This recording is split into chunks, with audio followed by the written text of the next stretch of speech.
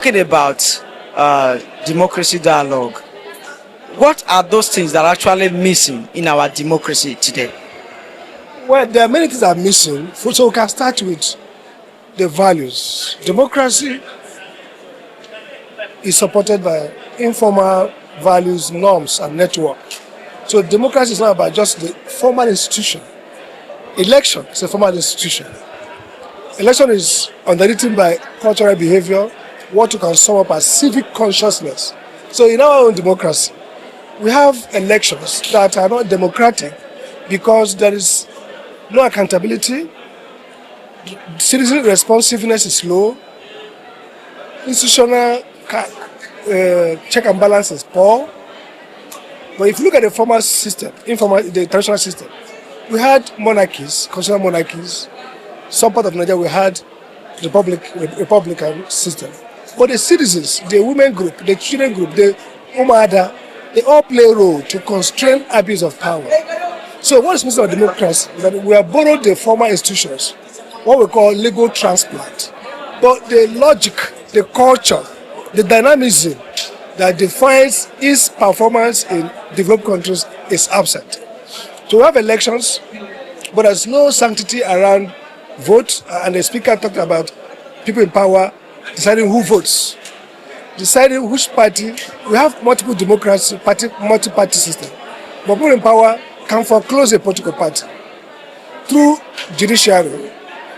We talk about democracy as the will of the people, but when people vote, even if the results are clear, the leaders can compound, confuse, and distort the results. So what is missing fundamentally is that the spirit of democracy is not there. The shell is there, but that spirit is made up of what we call in Western philosophy civic consciousness. But in our own system, I call it cultural citizenship.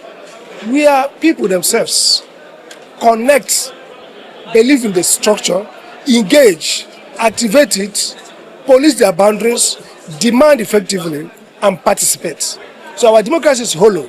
Our democracy has no participatory quotient, very low, accountability quotient, very low, even responsiveness quotient, that means that the people in power respond to the people, is very low. Why? Because there's now a separation between formal and informal.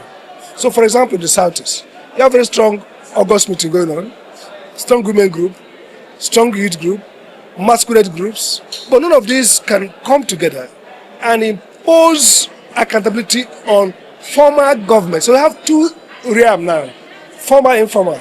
People in power control everything. They're not accountable to people who are in power. The people not in power are organized, active, but they're not connected to demand and extract responsiveness. So democracy is a hollowed democracy. It's not real.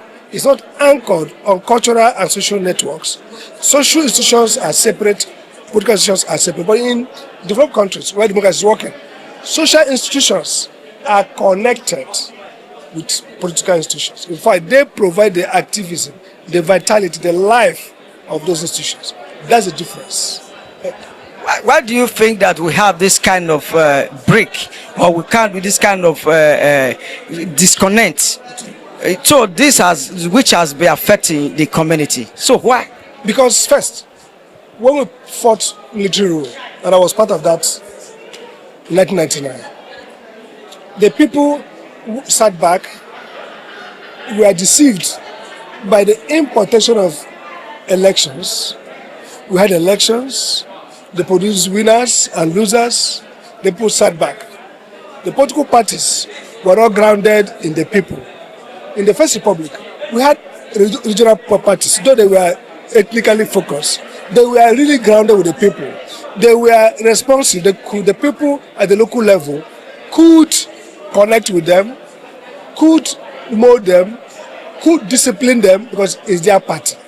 Today, we have national franchise, not connected to anybody, whether in the region. So, for example, you can't say APM is in this state now. You cannot say APM is connected to the people. It's their own party. APM is part they adopt. They can move from PDP to APM, to NDC to APC. So what we have today are 18 or more national franchise having no connection to the people. In the Second Republic, we had UPN, all those parties. They were ethnic, yeah, but they were connected. So A party like NCNC had people who it evolved for the people. A party like MPC may be northern based, but it evolved with the people. A party like Action Group may be Western, Yoruba based, but it's evolved for the people. So it was better that ethnically oriented parties came together to negotiate. Today we have a national parties, but none of them is rooted in a civil constituency beyond the politicians. That's what we got wrong. So we now had a democracy defined more like SPV, more like commercial transaction. Owners meet, transact, do a deal. If it fails, they quarrel. If the deal is win-win, they move on. The people are left behind. It's not about development. The First Republic, Second Republic, the parties had different ideas about development. They were fighting for different developmental outcome. It might be ethnic, but it was real. In Fourth Republic, parties were not fighting over anything, but about access to power. So the means and the end coincided. Power was the end. The means was power. In the past, development was the end. The means was politics. They may have different outcomes, but they were at least committed to a developmental model. So today's parties are neither original, connected, nor even ideological. They are neither fighting for anything. In fact, it's better they were quarreling, conflictual, re-fight, but for something. Today, it's just a merry-go-round. It's political subterfuge and conspiracy for the purpose of winning party, winning power for purpose of power. If we were discussing something important, if our leaders, the president and his team and the opposition, we are fighting for something important, that voice will be marginal and fringe. Nobody will care. In all societies at every time, there are fringe people who are extremists but not impactful. Nobody bothers. But the problem is this. There's no national discourse. What we have now is dangerous, terrorist-oriented religious discourse. That discourse is terrible. By now, he ought to have been arrested by the EFCC, by the DSS. Question, because it's a national security threat, real threat. But he has the right to free speech. But he would have been asked to explain more whether there's a real danger or group organizing on that ideology. But that ideology is outlawed in our constitution. But the problem is this. It's not about him.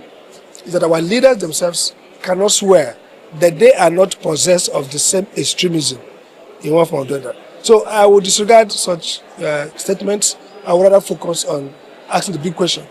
What does the APC, the NDC, and the ADC think about national development? How are they having that conversation? Are they willing to fight in 2027 on the basis of grand narratives that are different? Are they willing to fight on the basis of various different visions and model of development? And are the people themselves going to be allowed and themselves really excited to take over their life, to take charge of their life, agency, and ask questions and say, what do you have to offer? 8 years you've offered nothing.